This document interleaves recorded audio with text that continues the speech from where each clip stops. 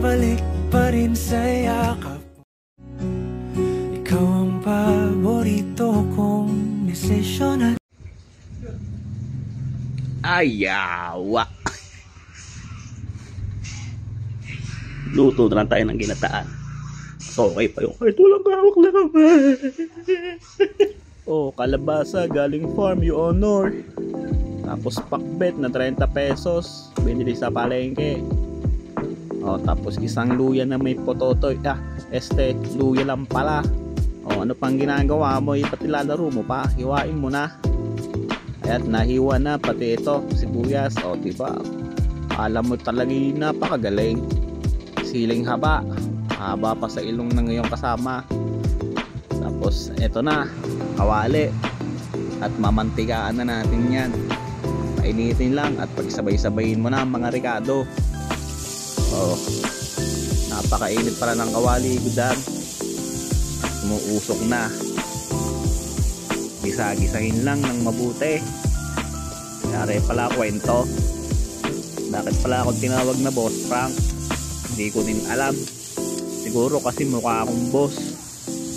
Tropa ko nagtawag sa akin na Boss Frank.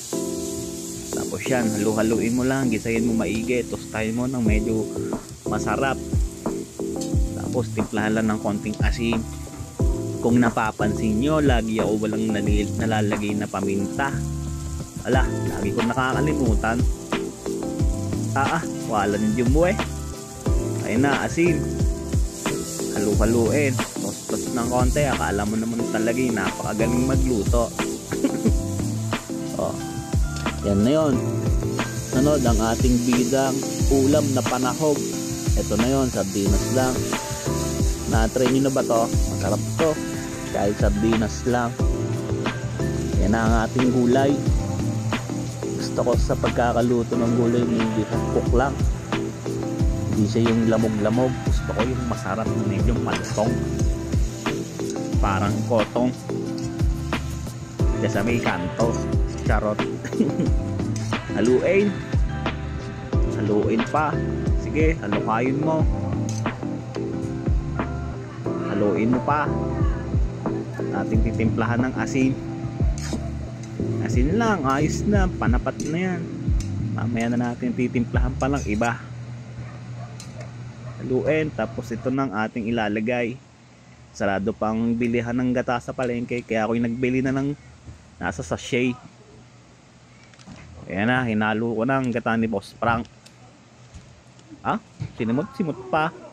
Masarap ang katas ng gata ni Boss Frank. Charis. Tapos yan, haluin natin. Asan ka naga? Pakatagal mo naman kumuha ng 1,000 tubig. Ayan na, 1,000 tubig. Saktuhan lang yan. 10 diameter lang. Haluin. Nang magkaigihan na kayo mamaya. Ito na may kaya mong gawin kahit batay kayang lutuin to. Ganito ako magluto ng version ko.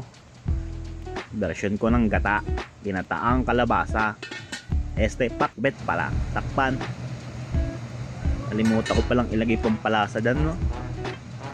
Nor cubes lang yan na 4 cubes. Sinabay ko na ang suka. Tapos kumuha ko ng asukal dyan. Asan na ang asukal? Napakatagal mong kumuha. Ayan na, asukal. 1 diameter lang yan. Bahala na kayo. Mamaya na tayo mag-a-adjust kung ano pang kulang. Haluin. Haluin mo pa hanggang ilalim, hanggang masagad. Ikaw ba'y di nasasagad? Ito, ako'y nasasagad na. Bilisan mo. Ako'y nagugutom na. Ayan na, takpan. Ayan ang itsura niyan. Haluin mo at tikman kung ano pa ang kulang. Pero sa akin, pag tikim ko yan, ayos na. Wala nang kulang. Ikaw na lang. Ay! Charis. Yun na, kain na. Nagsandok na ako dyan. Mainit-init pa. Kalabasa. Pampalinaw ng mata.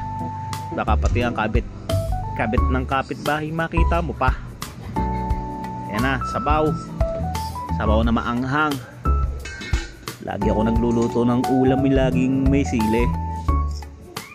So yan, ito na ang tinatawag ni Boss Frank na first bite. Ang tagal sandukin. Paano yung nangangatal na? Oh, ayan na, kalabasa. Ow! First bite. Thank you Lord. Sige ang subo. Anong lasa? Masarap. Oh, sardinas. Ay, nagkaigihan na.